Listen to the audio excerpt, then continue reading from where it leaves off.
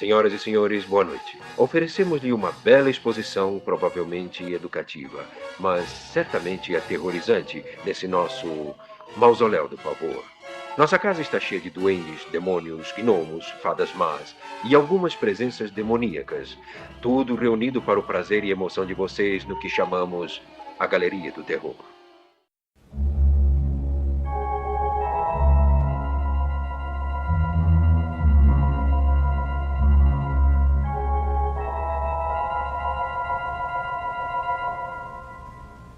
Olá, seja bem-vindo ao último episódio sobre a série clássica Galeria do Terror. Eu sou Angélica Hellish. E eu sou o Marcos.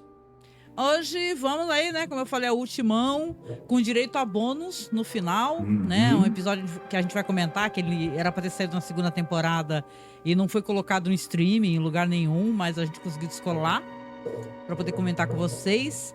E hoje é episódio de ódio. Não é o nosso ódio, claro. É o ódio assim do personagem. Assim, tem um personagem que tem muito ódio. O nome do episódio é Ódio até a Morte, né? No original é Hatred Unto Death. Esse episódio aqui vai ter de tudo. Vai ter macaco, vai ter muito ódio, antropologistas, evolução de um jeito bem doido assim. Os caras literalmente fecharam com chave, sabe Deus do que, né? A série. Mas eu acho que assim, é divertido. Vamos colocar assim que eu me diverti, mas a gente vai falar mais detalhes. O episódio aqui saiu dia 27 de maio de 1973. O diretor é o Gerald Perry Feineman. É de um cara que já escreveu, né, pra série Halstead Wells. Isso. Mas que loucura que é esse episódio aqui.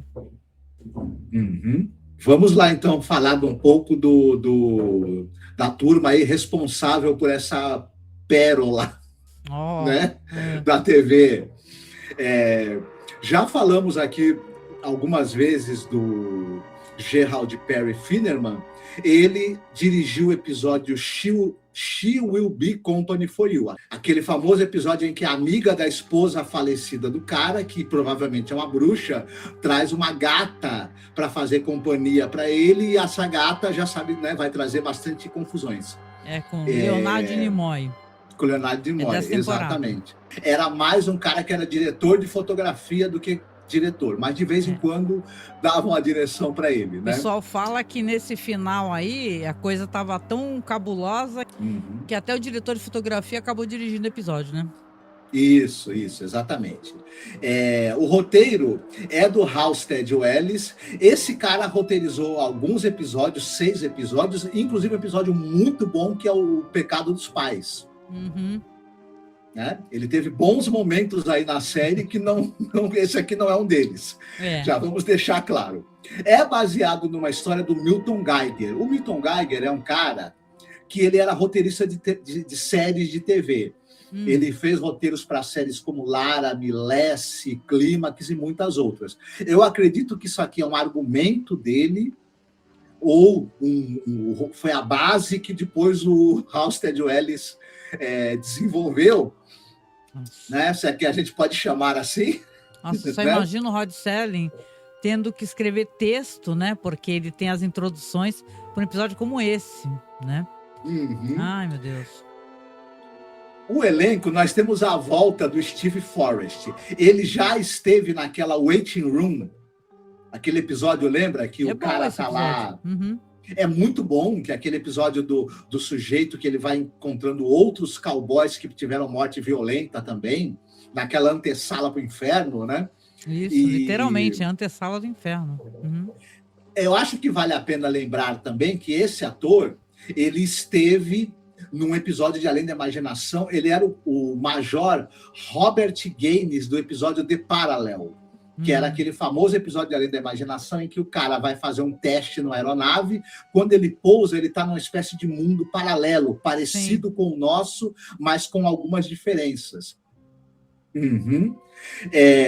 O Steve Forrest, ele é o tenente Rondo da série SWAT, né? E também é o protagonista daquele seriado O Barão, que é um agente secreto que ele usava como disfarce uma identidade em que ele era um negociante de antiguidades. Enfim, né? Entendi. A gente vai ter a Dina Merrill, ela vai fazer o papel da Ruth Wilson. A Dina Merrill, ela faleceu em 2017, ela nasceu em 23 e é uma atriz com mais de 50 anos de carreira. Uma carreira longa na TV e no cinema. Ela está naquele famoso filme que passou muito na televisão brasileira, o Anáguas a Bordo. Lembra aquela comédia romântica com o Cary Grant e o Tony Curtis? E ela. Não. São os 3 protagonistas. Esse filme passou na TV pelo menos umas 200 vezes, e, enfim. Todo mundo que tem a nossa idade deve ter visto. Ela também contracena com a Elizabeth Taylor naquele famoso drama sobre prostituição, o Disque Butterfield 8. Olha. É uma baita atriz, teve uma carreira também em Hollywood, no cinema aí, importante. Ela, depois de um certo tempo, ela meio que migrou um pouco para séries de TV. E ela tem participações em séries como Assassinato por Escrito, aquela série da Angela Lansbury. Os Perseguidos, O Barco do Amor, ela participa de Missão Impossível. E também ela é a Calamity Jane, uma da série do Batman dos anos 60. Né? Entre outras, assim, dezenas e dezenas e dezenas de participações dela na televisão. Agora, vem uma certa curiosidade. Nesse episódio, nós temos um gorila, que é interpretado por um ator vestido de gorila. E esse ator é o George Barrows. Ele é um cara que ele morreu em 94 aos 80 anos de idade. Esse cara... Essa é a grande curiosidade divertida desse episódio. Ele começa no cinema adolescente ainda, o George Barrows. Ele participa muito de faroeste, de filmes de ação, como dublê. Ele era um cara que ele montava muito bem, ele era bom em cenas de ação, e ele vai trabalhando como dublê a partir dos anos 30. Só que nos anos 50, ele faz um filme junto com Cameron Mitchell, chamado A Besta Negra.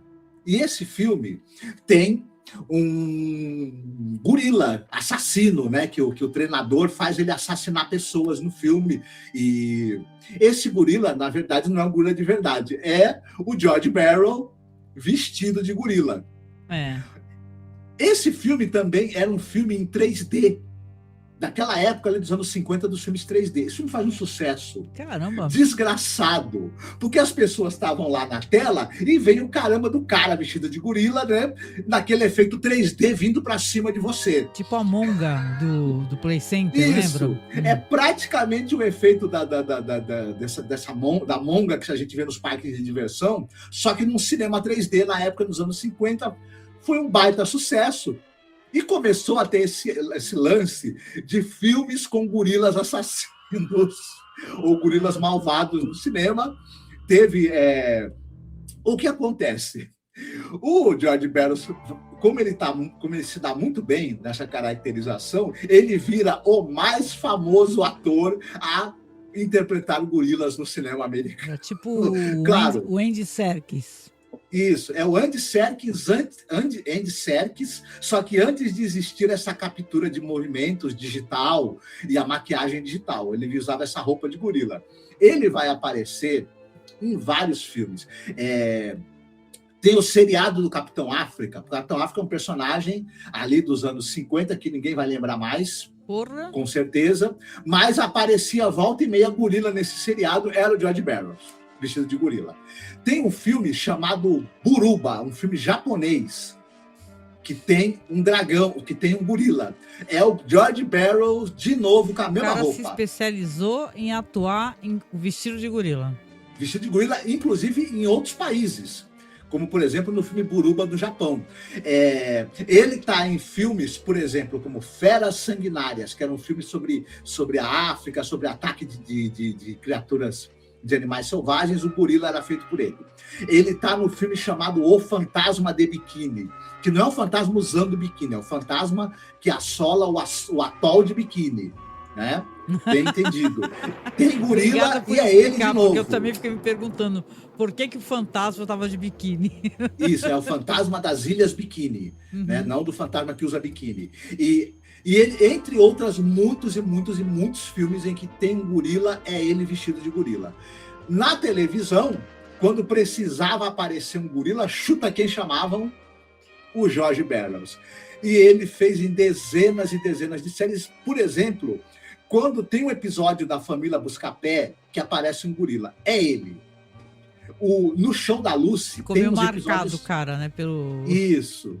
No Show da Lucy, tem uns episódios que aparece um gorila. Adivinha quem é? É o George Barrows. Era o ganha-pão, né? Isso. Ele ficava rezando para aparecer gorila em algum lugar para ele poder trabalhar.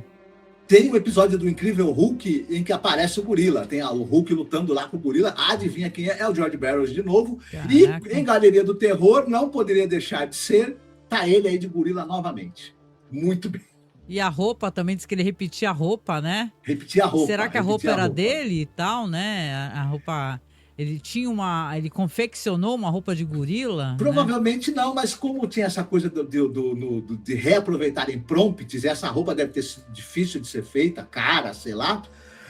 Tanto é que nesse primeiro filme, que é a Fera Negra, esse primeiro filme dos anos 50, que ele aparece, ele está com essa mesmíssima fantasia de gorila que ele aparece nos anos 70 em Galeria do Terror, 20 anos depois. Eu até te perguntei, né, se em um peixe chamado Wanda, de repente não tinha ele, porque tem uma hora que aparece gorila, né?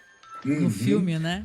Isso, aí eu acho que já não é ele, né? Porque eu acho que ele já tinha até falecido. Não é tão bom, tá vendo, o gorila? Porque pode ser. Não é tão legal porque não tinha o George. Chega a ser uma piada, né? O cara ser George, tinha George, o macaquinho, né? Aquela história do George, curioso. Sim. Ele também fez muitos papéis de coadjuvante que ele não estava fantasiado de gorila, tá? Mas ele teve que citar essa coisa engraçada, né? Que é essa curiosidade sobre ele. É uma curiosidade boa mesmo. A gente tem também a participação de um cara que é um ator de origem argentina, que era o Fernando Lamas.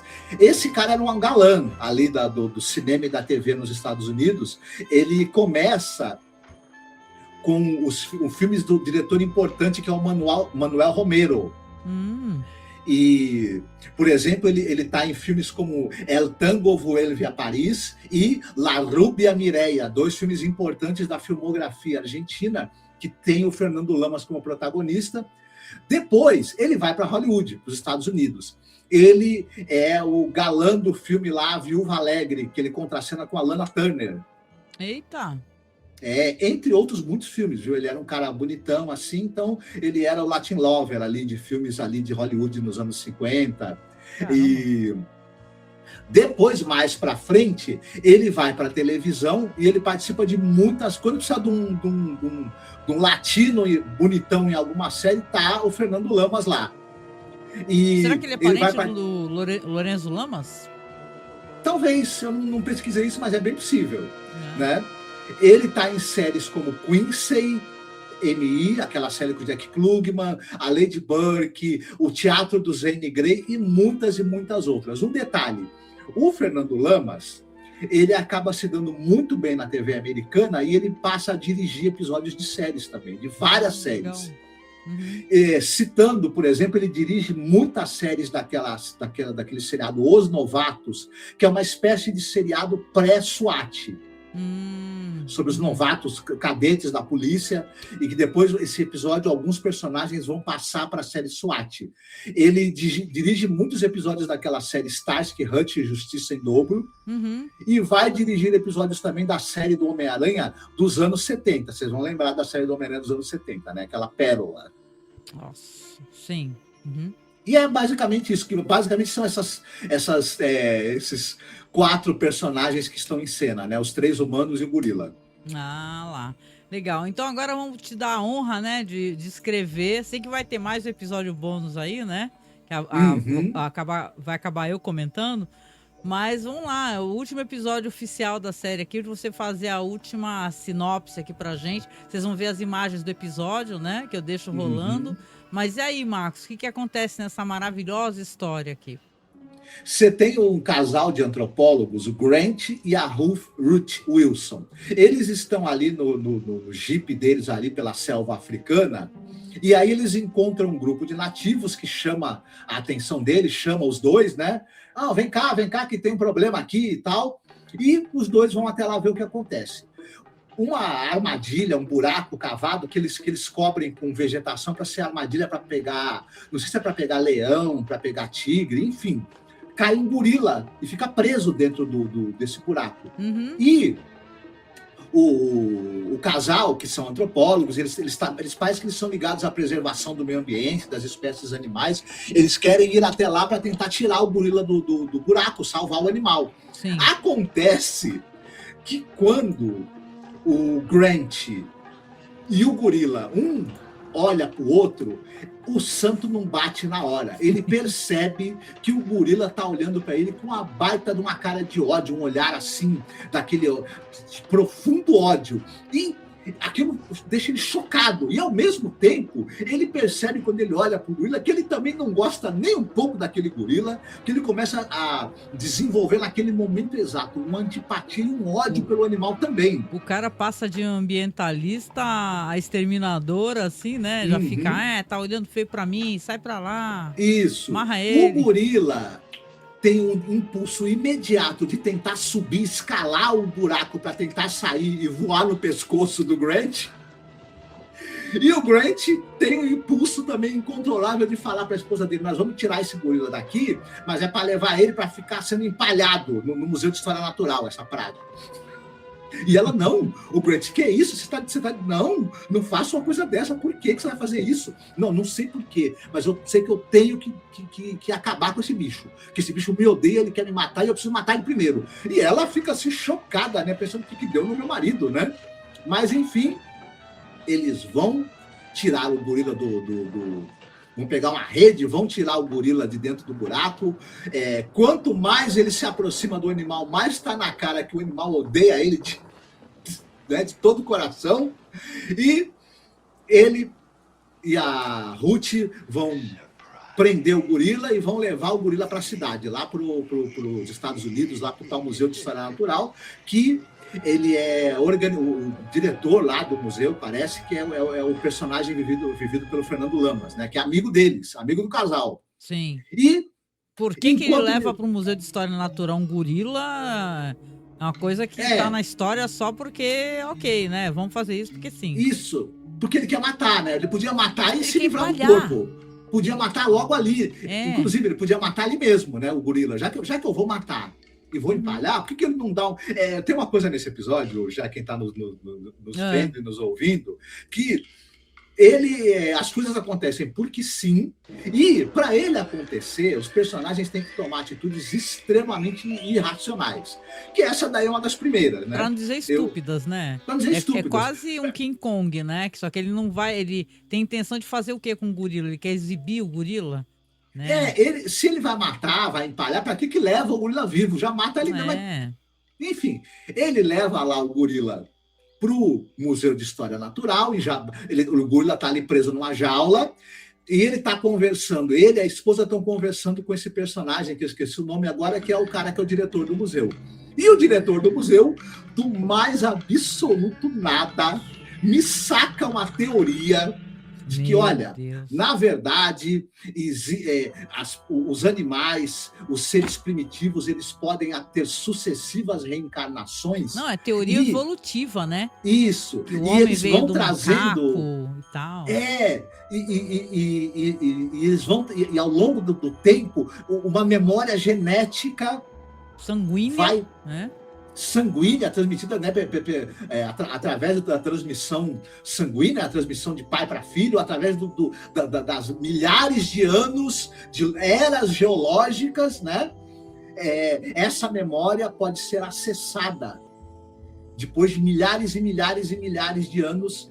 Essa memória que está contida ali em algum local do cérebro. Desde a época do Homem das Cavernas, né? Desde a época do Homem das Cavernas, né? Meu Deus. Ele está explorando essa teoria do nada para o casal, né? Porque, primeiro que ele parece acreditar que realmente o gorila e o cara, né, estão agindo, movidos por alguma memória residual de quando eles viveram na época das cavernas. Não, e, cara, é tudo muito estranho mesmo. A mulher do cara, que ele fala que eles já estão se estranhando lá durante o começo esse gorila acabou com o meu casamento. Porra, esse gorila acabou com o meu casamento. Aí tu vai ver a mulher do cara, Ruth, ela tá ali por algum motivo, né? Que isso é uma coisa que você não faz com primata, né? Com macacos. Ela tá ali do ladinho ali da jaula, conversando com o gorila ali, que eles dão o nome de Nigi, né? Nigi, né? Tipo, que é Deus ou chefe, né? Ele fica chamando o gorila de chefe. Aí ela fica assim, porque você vê, né, os homens, antigamente, né, falando do marido dela, ele foi todo peludo, agora não tem mais pelo, foi enfraquecendo. Aí uma conversa aqui, e o gorila revoltado ali. Tem uma hora que o gorila tira até a aliança de casamento dela, né? E é mais pra frente. Mas ela tá lá. Aí o que acontece? Os dois vão embora conversando e chamam ela. Ela fala: não, eu quero ficar aqui fazendo companhia pro Nigui, pro gorila. Tá? Não quero saber de você, o Grant. Dá licença. O casal tá brigado, né? Porque é por causa da decisão dele de sacrificar o gorila. Ela fica lá de mão dada com o gorila e do mais absoluto nada, ela começa a contar para o gorila uma narrativa que teria se passado no tempo das cavernas, em que dois hominídeos primitivos brigaram pela chefia de uma tribo e por uma mulher, e pela posse de uma fêmea. Dá a entender que a fêmea seria ela, né? A fêmea seria ela e esses dois hominídeos primitivos ali, na época ali de algum estágio entre o homem e o macaco, são os dois, né? Os dois, cada um tem... Porque a história quer, né? Porque sim. Aí eu fiquei pensando se ela estava acessando uma dessas memórias primitivas naquele momento, sei lá por quê, porque estava de mão dada com o gorila, que tem essa memória em comum com ela. Não, e pior, né? Não basta...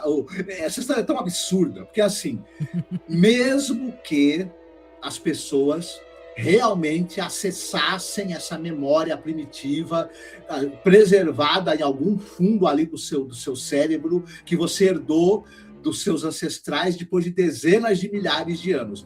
Ok, só que como que três criaturas, né? 3 hominídeos primitivos que se conheceram 70, 80 mil anos atrás iam se reencontrar.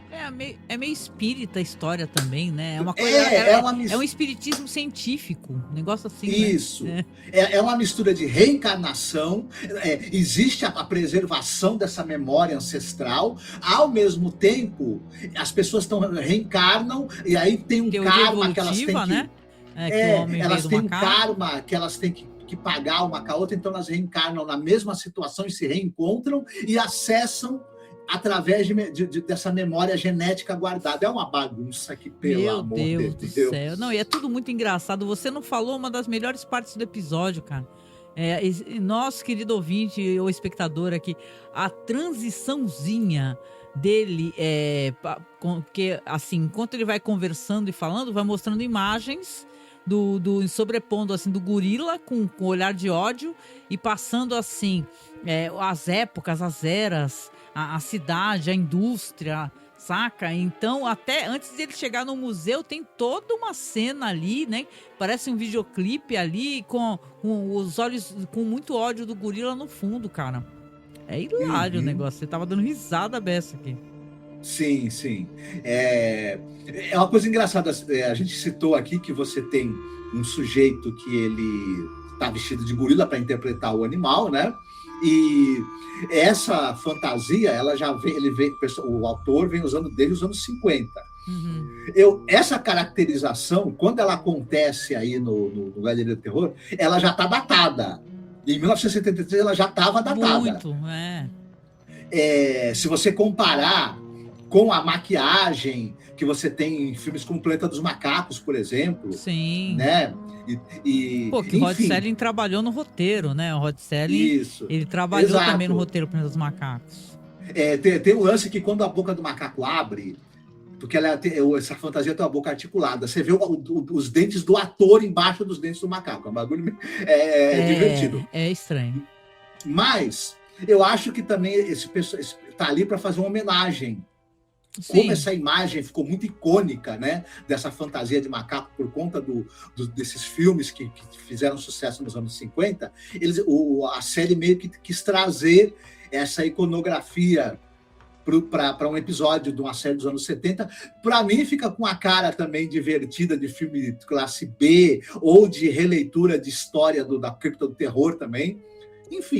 Esse aí seria uma história de cripta do terror mais trash, né? Eu diria, porque, aliás, esse episódio eu acho que é bem trash.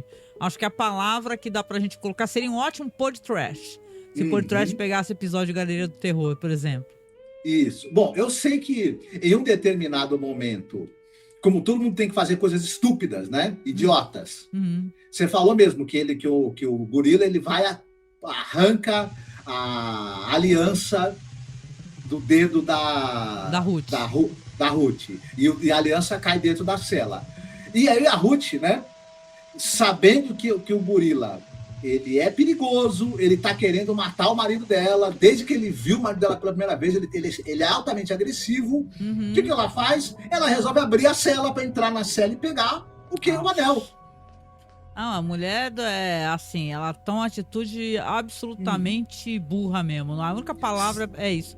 Porque o marido dela subiu, tá lá em cima no escritório, tipo, tem elevador e tudo, um negócio assim.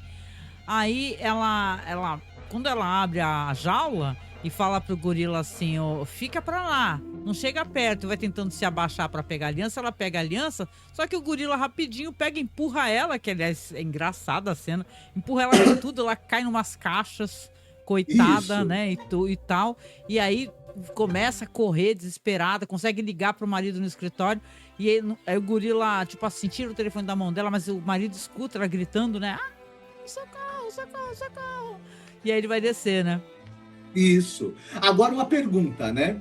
Que não quer calar. Que é meio assim. A memória que eles estão acessando tá fazendo um querer matar o outro. Sim. Né?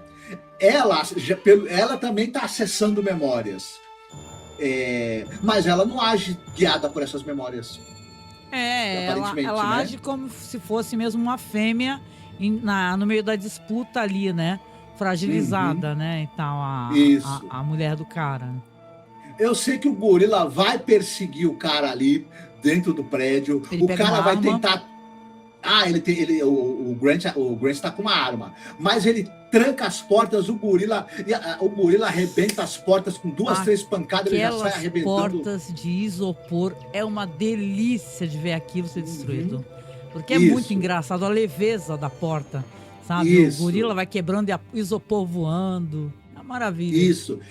Quando o gorila... Porque, evidentemente, isso é porta cenográfica de isopor. Quando o ator, né, vestido de gorila, ele consegue quebrar a porta, cada pedaço da porta dá umas 30 piruetas voando no ar, porque é um pedaço leve de isopor, óbvio, né? Não pesa nada. Ai, meu Deus. Toda a cena tão engraçada, gente.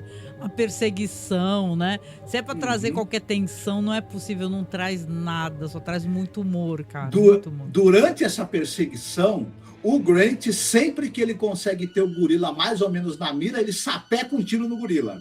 E o gorila, só que o gorila continua atrás dele, até que finalmente ele vai tentar se esconder no local que é uma espécie de depósito ali do museu, onde tem muitos animais empalhados e outras bugigangas do museu, e tem as prateleiras, tem caixa, e aí vira um local bom para ter um joguinho de gato e rato ali entre o Grant e o gorila. O gorila finge que é um animal empalhado, tem vários animais empalhados ali, porque é um museu de história natural, né? Aí ele fica do lado, tem aquela cena clássica, né? Que o cara passa... E olha, eu vou falar, o cara descarrega aquela arma, viu? No gorila, esse gorila aí tem peito de colete à prova de bala, viu? Tem duas coisas que o gorila faz que, olha, é impressionante, né? Porque esse gorila é uma inteligência... ele é mais inteligente do que o antropólogo, com certeza. Porque tranquilo. Tem a hora que o gorila finge que é um gorila empalhado para tentar pegar ele. E depois, não sei se a gente pode já dar mais ou menos o que acontece no final, no meio dessa luta, desse jogo de gato e rato, do gorila perseguindo o cara ali no depósito, ele tentando acertar o tiro fatal no gorila, e tem uma hora que ele perde a arma e tem que fazer um estratagema para tentar pular em cima do local onde está a arma e atira no gorila de novo, o gorila finge que é um gorila empalhado, tenta matar ele, mas não consegue, etc. Num determinado momento, ele dá um tiro, que é a última bala que ele tem, inclusive, e o gorila cai morto. E aí, ele, vendo o gorila morto, ele fala assim, dessa vez eu venci, finalmente acabou o nosso duelo dessa vez, mas ele vai continuar no futuro, em outro momento, e na próxima vez que nós lutarmos entre nós, quem será o vencedor, eu ou você? Quando isso irá terminar? E um diálogo que ele fala assim, meu Deus do céu, quem escreveu? Tipo assim, né? Bom, é o tipo de coisa que, se não tem o desfecho que tem, era pra todo mundo estar internado, né? No sanatório, tudo isso. louco, né? No mínimo. Só que o gorila não estava morto, ele estava fingindo de morto.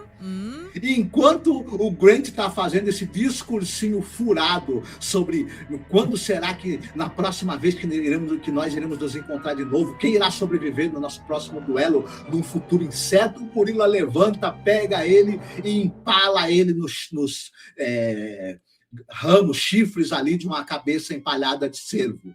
E daqui a pouco o gorila bate ali nos peitos, né, em sinal de vitória, mas Puff cai morto também.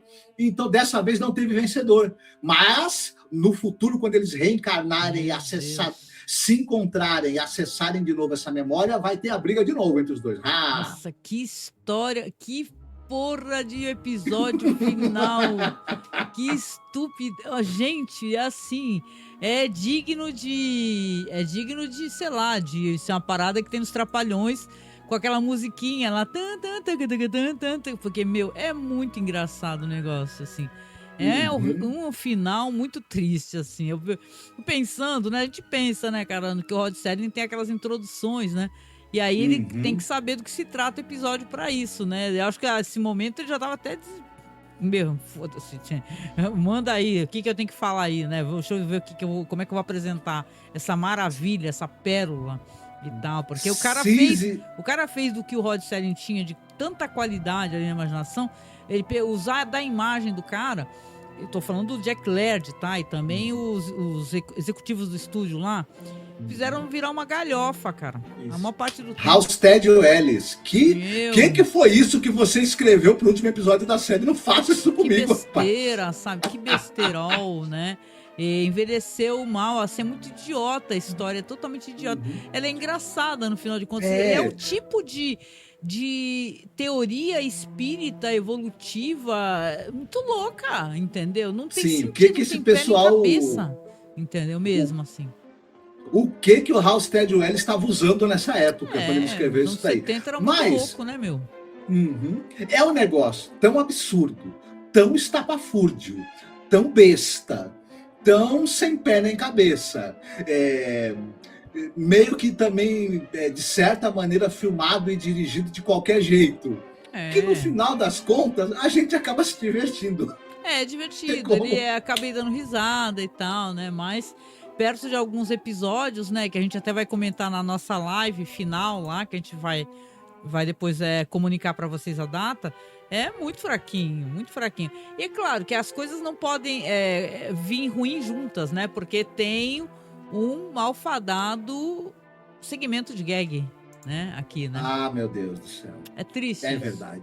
Gag, tipo assim, coisa de 1 minuto. Ó, o nome do segmento aqui para você ver, Como Curar o Vampiro Comum. É do Jack Laird, tinha que ser dele, tá? Isso mesmo. Aí a gente vai ter essa gag. Basicamente, nós temos ali uma imagem de um castelo sombrio nos Cárpatos, tipo o castelo do Conde Drácula. A gente vai cortar depois para uma saleta onde há um caixão. Entra um grupo de homens, 3 homens, se eu não me engano, né? Eles estão com estacas na mão, essas coisas, abrem o caixão. Dentro tem o quê? Um senhorzinho, assim, naquela posição ali, com as mãozinhas assim, né? Muito branco, muito pálido, com uns caninos pontiagudos, é um vampiro, né? Um dos caras saca uma estaca, aponta ali pro coração do vampiro, e na hora que ele vai bater, ele dá aquela vacilada, ele, pô, será que... Aí um dos caras, o cara que tá do lado dele, fala assim, ó, doer não vai, né? E acaba o episódio. Detalhe, o tempo que o Marcos levou aqui pra falar é maior do que o segmento. O pessoal falava que essas gags era pra preencher tempo, mas o que fazia era colocar mais pra baixo ainda a série que já não tava indo bem das pernas, sabe? Porque é o tipo de coisa sem sentido que você... Não funciona enquanto comédia, sabe? É muito bobo, assim, é muito bobo. Ainda mais essas gags cortadas, assim, de 1 minuto, né? é bem bobinha mesmo, assim, né? Como a gente tem o episódio bônus, né?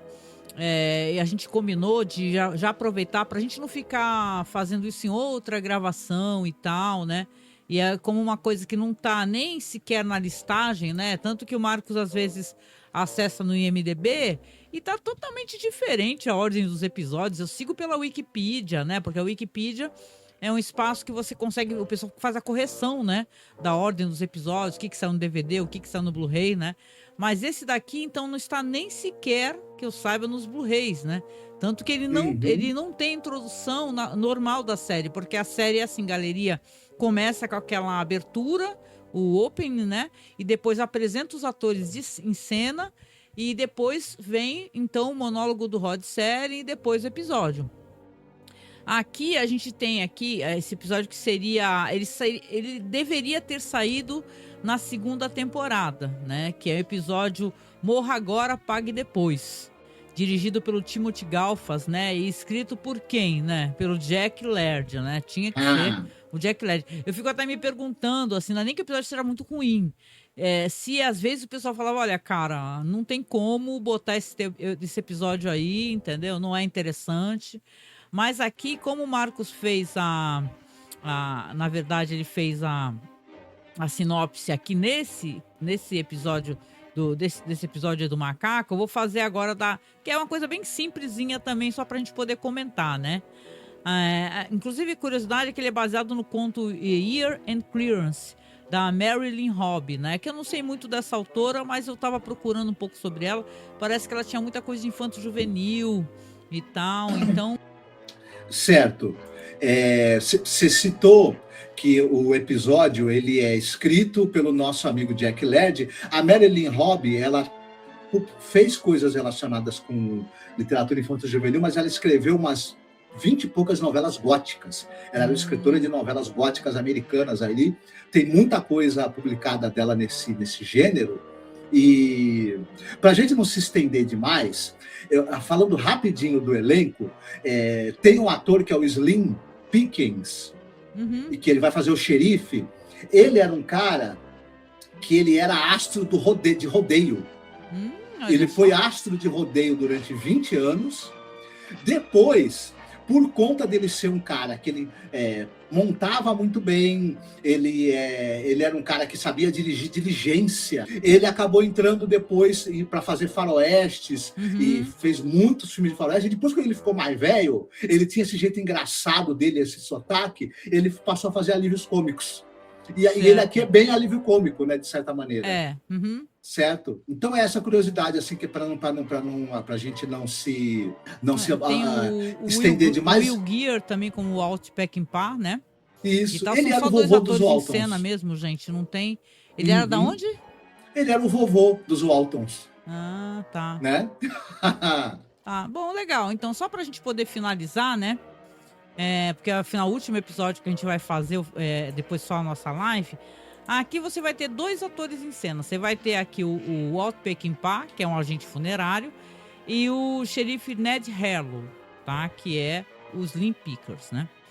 Aqui você vai ter um diálogo. Aliás, os diálogos são bons desse episódio, assim. Jack Laird, dessa vez, pelo menos em questão do diálogo, é um diálogo divertido, né? Dá pra gente poder levar melhor do que a gag, as gags que ele tem colocado aqui, né? Aqui você tem um agente funerário que ele fala que ele tá fazendo liquidação, né? A liquidação de janeiro, dos caixões, né? E o xerife tá lá justamente para poder conversar com ele e falar assim, olha, você precisa parar com essa liquidação, porque estão acontecendo coisas muito, muito estranhas na cidade. E justamente com pessoas que não são muito queridas, né? Vamos colocar assim, pessoas que são problemáticas e tal, que causam confusão na cidade.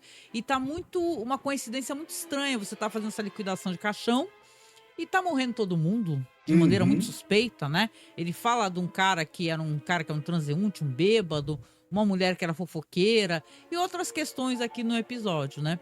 O episódio, ele meio que se desdobra muito nesses diálogos, né? Porque tanto os Slim Pickers, né, como o Will Geer, eles têm uma atuação boa no episódio, né? E fica o tempo todo aparecendo um gato preto, toda hora. Enquanto eles estão conversando, é foco no gato preto, sentado no caixão, o tempo todo. Isso, não, e um detalhe, Angélica. Esse gato, ele às vezes ele desaparece do nada, como por mágica, e reaparece de novo, né? Ah, é? Uhum. Bom, de qualquer maneira, ele aparece bastante no episódio, o tempo todo tá em foco naquele gato sentado no caixão. E enquanto eles estão conversando lá, e o xerife está pedindo para ele não fazer isso, que tá tudo muito suspeito, que ele não sabe se é essa liquidação que o cara tá fazendo, né, o papa defunto ali, que tá fazendo com que as pessoas façam coisas horríveis na cidade, ele vai recebendo chamadas, né? E quando ele recebe chamada, o agente funerário tem até uma luz vermelha, aquele telefone ele emite uma luz vermelha, né? E ele fica falando com um sorriso, ai que pena, ah sério, aconteceu? Poxa vida, e sorrindo, né? Aham, pode deixar, dona, que eu vou aí, não sei o quê. E sorrindo e conversando com o cara. Enquanto ele tá conversando com o cara, ele até fala, né, que a mulher dele descobriu alguma coisa sobre o agente funerário. Ele pergunta assim, poxa, por que você parou de ter amizade comigo? Nós éramos tão amigos, né? Ele pergunta pro xerife, porque a minha mulher descobriu que o seu nome, Pequimpa, que eu acho isso muito interessante, né? O sobrenome dele, o agente funerário, que, na verdade, em Salem tinha bruxos muito poderosos com esse sobrenome, e ela tinha família lá, ela ouviu falar, e ela tem uma desconfiança que você é bruxo, né? Aí eles riem bastante, né? Ele fala, imagina, eu sou bruxo, e tal, né? E aí o telefone toca novamente, e a mulher dele aí tá. Aí ele tá lá e é até engraçado que fica aquela voz. E a mulher falando no telefone, né? E ele, claro, querida. Não, querida, porque ela não gostou que ele tava lá falando com a gente funerário. E ele lá, tudo bem, querida, eu entendo, querida. Estou indo embora, querida. E tal. O episódio, eu vou adiantar porque é só isso o episódio. Aí ele, depois de todo aquele diálogo que ele tava tendo com o cara, que era um amigo próximo dele, não é mais agora, devido à esposa que fez com que ele se afastasse, né? Ele chega e fala assim, né, o agente funerário fala pra ele, eu podia acabar com a liquidação hoje, mas o que você acha? Melhor acabar amanhã, né? Então, ele meio que dá a entender que ele sim é um bruxo, é isso que o episódio demonstra, né? Que ele é um bruxo sim, e como a mulher dele meio que inferniza o cara, o xerife, a mulher do xerife, falou assim, em vez de a gente acabar com a liquidação hoje, eu ia até te escutar, né? Acabar hoje com a liquidação, deixa pra amanhã, né? E quem sabe a tua mulher também acaba, né? Tu acaba aproveitando a liquidação também, que a tua mulher para de te perturbar. E é meio isso, né? O episódio, né? Que veja bem, não é tão ruim quanto eu poderia imaginar. Tem um lance que o xerife fala para ele, que ele desconfia que aquelas pessoas foram assassinadas por desafetos dela, mas meio que por mágica qualquer prova desapareceu que pudesse ligar a morte da pessoa ao possível assassino. A gente deduz aí que o xerife vai aproveitar para matar a esposa, se livrar dela, né? Exatamente, né? Que eles estão sob influência e alguma magia está fazendo com que essas pessoas morram, mas não seja elucidado se é um crime, né? Isso. Então o episódio é meio isso só, né? E claro que só para finalizar, não podia terminar aí, né? Podia terminar aí, não podia? Você fala assim, nossa, vocês estão falando há anos de Galeria do Terror e reclamando das gags. Tinha que vir uma gag no finalzinho, e é bem mal feitinha, assim, no sentido de que é um release que deve ter sido feito pra TV, que alguém ripou, gente, que tá em baixíssima qualidade, que é bem bobinho mesmo. Mas esse aqui também é direção do Jack Laird, roteiro do Jack Laird, e se chama Espaço para Um a Menos. Que é uma cidade, aparece uma cidade, aparece um prédio e aparecem pessoas num elevador, né? As pessoas estão ali, o elevador tá lotado. Tem um momento que o ascensorista ele olha para trás e vê que tem um cara que é um monstro, né? Um monstro tá ali no elevador e fala assim, desculpa, mas já ultrapassou o peso do elevador, tem que sair uma pessoa, né? Aí o monstro faz um gesto ali, pá, ele desaparece e é isso. Termina assim, né? É um final que poderia não ter um final como esse. Veja bem, eu acho que até o que saiu nos DVDs e nos Blu-rays, não tendo saído uma coisa, tendo saído esse segmento, até um ganho, né? Sim. Porque é bem problemático, né? Porque as pessoas gostam, gente. Nós temos um grupo lá no Facebook que é o Fãs de Além da Imaginação. E é um grupo onde as pessoas pedem muito. Elas querem poder ter acesso aos DVDs, aos Blu-rays, aos packs, né? Porque essa série não está passando no streaming no Brasil. Ela não está. Então você vê que as pessoas querem muito ter isso, possuir isso, ter alguém falando sobre isso, como nós fazemos aqui, né? Então é muito problemático. Aí, assim, você vê que poderia não ser assim desta forma, mas assim, o Morra Agora, Pague Depois ainda é divertido. Ainda é divertido, porque a interação dos atores ali, o jeito como eles dialogam, como eles se movem em cena, sentados ali, andando ali pela funerária, o cara falando ali das liquidações, inclusive das urnas, né? Das urnas, aqueles vasos que você coloca as cinzas, tirando o pó de cruzes de flores. Acaba sendo uma coisa divertida. Poderia ter sido encaixado na série, né? Poderia. Os dois atores são muito bons, né? E eles sabem dar esse tom. O xerife tem aquele tom meio boboca, daquele xerife de cidade do interior, enquanto que o Peckinpah lá, o bruxo, ele tem aquela coisa meio misteriosa e meio maliciosa de que está escondendo algo. É divertido ver os atores tentando tirar o máximo possível desses diálogos que eles têm. Já a gag... Eu até fiquei admirada de alguém ter tido o trabalho, gente, de pegar esse hippie, que visivelmente é da TV, de baixa qualidade, saca? Você vê que ele passou cenas para vocês aí, né? Qualidade bem baixa, que eu encontrei no Okru, gente, que realmente lá... É o que eu falo sempre, né? Lá tem várias versões da série, inclusive dublada, para quem gosta de assistir dublado. Mas eu achei até admirável alguém se dar o trabalho de fazer e legendar, né? Porque é uma coisa de 1 minuto, tem 1 minuto, exatamente 1 minuto 5. Então, é isso, né? Esse podcast, esse programa que fizemos do último episódio da série Galeria do Terror. Comentamos aqui sobre Ódio até a Morte, a gag Como Curar o Vampiro Comum, o Morra Agora, Pague Depois e Espaço para Um a Menos, que é gag. E aí, o que você achou desse triste final aqui, né? Tivemos momentos gloriosos aqui, porque se você compara o piloto da série, sei que é uma comparação quase injusta, né? Mas se você compara o piloto e alguns outros episódios que vamos já comentar depois na nossa live, você vê que tem muita diferença de produção, né? Muita, nossa. Infelizmente, a terceira temporada é a mais fraca de todas, não tem como. É. E a gente já explicou que teve corte orçamentário, teve corte na duração dos episódios, alguns episódios foram picotados. O próprio Jack Laird não tinha mais controle criativo. Eles usavam a figura do Rod Serling, que não tinha controle criativo desde o início. Mas na terceira temporada tiraram o controle até do Jack Laird. Com certeza. E resumindo, que já estavam pensando em depois vender essa série para sindicalização e etc. E aí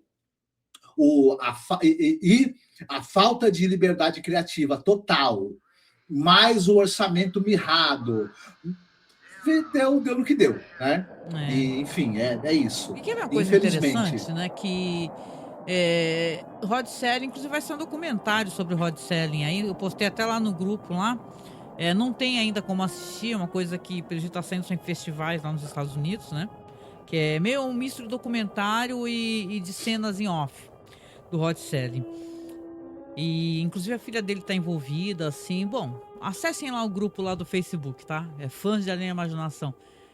Assim, o Rod Serling, ele é um cara que ele tinha mesmo um feeling, né? Para questões de roteiro, para produzir coisas assim, fora da caixinha. Eu lembro que tem uma série dele, que é uma série sobre um meio assim de faroeste, saca? O cara é um transeunte e tal, mas tem uma coisa filosófica, tem era a cara dele, sabe? Essa daí só teve só uma temporada. Isso aí tu até consegue descolar para poder assistir, mas eu acho que não consegue arrumar legenda facilmente. O nome da série, inclusive, era The Loner, né? E é uma série que, pô, tinha um ator famoso, protagonizada pelo Lloyd Bridges, né? Que é pai do Jeff Bridges, né? Pra quem acompanha aí. É uma série que, sabe, é uma série que diz que era muito bonita, né? Que ele escreveu a série com todo esse carinho dele. E, na verdade, era uma série sobre isso, sobre um homem solitário, ele encontrando pessoas pelo caminho, né? Então, tinha várias reflexões, sabe? Então, e ele tinha controle, foi depois cancelada. Mas, de qualquer maneira, fico pensando assim, o quanto deve ter sido decepcionante. Se você procurar no YouTube, você vê facilmente entrevistas do Rod Serling reclamando de Galeria do Terror, né? Ele falando assim, a gente lá no começo, a gente até colocou, eu legendei um trecho de uma entrevista dele falando: eu não tenho o menor controle sobre a série não é minha. As pessoas me perguntam, falam assim: você tá fazendo Galeria do Terror agora. Ele só apresentava. Ele era o cara que apresentava, como se fosse um apresentador da série, e depois o Jack Laird e o resto dos executivos que tomavam as decisões, falaram que não queriam uma série. Olha só que coisa terrível, né? De se alguém como o Rod Serling tem que escutar, né? Uma coisa assim, não quero nada profundo ou filosófico. Tem que ser um material raso, básico, de alcance maior, para um público mais diversificado. Não quero nada como foi feito em The Twilight Zone. Isso é muito chocante, né? Mas a série se colocava como Rod Serling's... Foi vendida, até hoje é vendida Night Gallery, né? Rod Serling's Night Gallery. Usam o nome do cara, né? O prestígio de alguém que o Rod Serling ganhou vários prêmios. Nossa, tem fotos dele sentado assim embaixo na lareira, cheio de prêmio, né? Mas ele nessa época, ele já não tinha conseguido tantos trabalhos, né? Tantas encomendas de roteiro para TV, e ele acabou não conseguindo engatar uma carreira como roteirista de cinema. Então ele estava meio que numa encruzilhada aqui. Talvez, se ele não tivesse falecido logo depois, ele tivesse encontrado outros caminhos criativos. Isso que dói. Ele faleceu muito jovem, né, Rod Serling? Né? Apesar da aparência, né, que tem gente que falava que ele estava muito diferente. Sim, ele estava muito diferente. Ele é um cara que vivia uma vida ao ar livre, pegava muito sol, né? Então, inclusive, a Anne Serling fala dele com muito afeto, com muito carinho, né? As reminiscências sobre o pai dela. Mas é muito triste, né? Assim, a gente gosta e a gente pesquisa, a gente pode no futuro voltar a falar de coisas, de derivados de Twilight Zone. Eu sei que vocês gostam muito disso no começo do ano, né? Mas, cara, é meio triste você saber que as pessoas deram essa espécie de recomendação para um cara brilhante, né? Um roteiro com um cara que realmente tinha ideias maravilhosas, fora da caixinha, né? Então parece que ele pegou também essa época onde a TV mudou, né? Os caras executivos de TV, eles achavam que era outra coisa que o público queria, né? Mas não precisava ser assim, porque o terror também, se você pegar séries assim, contemporâneas, várias séries tinham muito estofo para contar histórias de terror. O Alfred Hitchcock Presents, né, tinham várias séries assim de antologia, né, e tal, que pegavam e contavam histórias que estavam melhor gerenciadas. Aqui a gente teve um problema chamado Jack Laird também, né? Ele com essa cisma dele de complementar um episódio botando gag, isso aí nunca deu para entender. Verdade. É uma pena. A série, ela teve momentos excepcionais e ela poderia ter sido excepcional no conjunto, mas infelizmente não é, porque tem esses pontos baixos, né, prejudicando o conjunto todo da série. Verdade. É isso, né, gente? Então, aqui a gente dá um ponto final, tá? Na nossa série Galeria do Terror. Espero que vocês estejam gostando. A gente conta ainda com a presença de vocês na nossa live. A gente vai deixar agendado aqui no canal. Vou marcar com o Marcos um dia para nossa live. De repente a gente faz essa live, não sei, talvez no domingo, né? Vamos pensar aqui, o dia que é melhor pra gente também.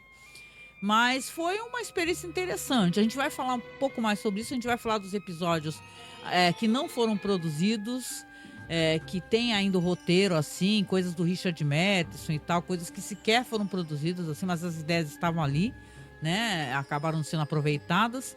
E, claro, no final a gente pede apoio para você, apoio dando uma curtida, compartilhando o vídeo, se inscrevendo lá no nosso canal, lá no nosso feed lá do Spotify, né? Cineclube da Masmorra ou Além da Imaginação Podcast, vindo aqui comentar, tá? Comentar, né? Pode ser no Spotify, pode ser no YouTube, comente para ajudar, inclusive engajar, né, o vídeo.